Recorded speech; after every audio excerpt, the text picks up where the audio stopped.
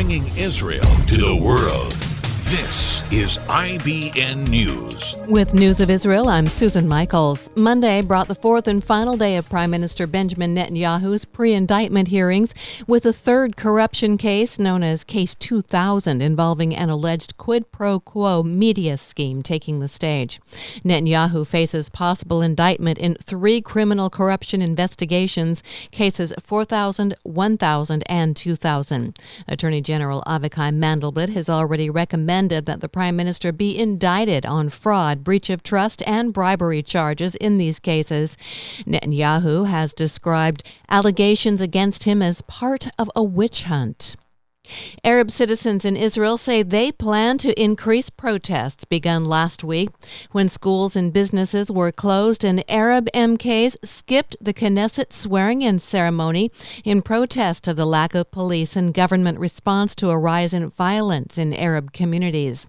Police say there have been more than 70 killings in Arab areas this year, with Arabs, who are 20% of the general population, making up more than half of all murdered victims nationwide.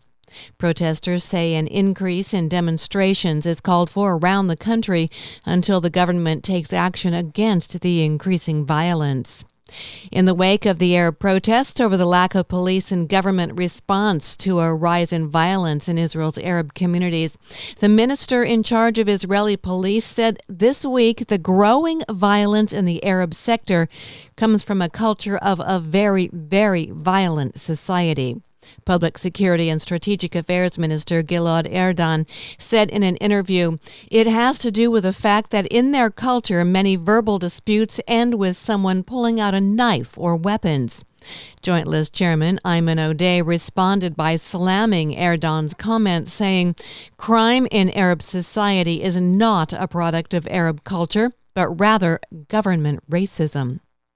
And according to the Institute for Monitoring Peace and Cultural Tolerance in School Education, the Palestinian Authority has removed any reference of agreements signed with Israel from its textbooks for West Bank and Gaza students from the first grade through high school. A quantum leap backward, they say, toward radicalizing those textbooks.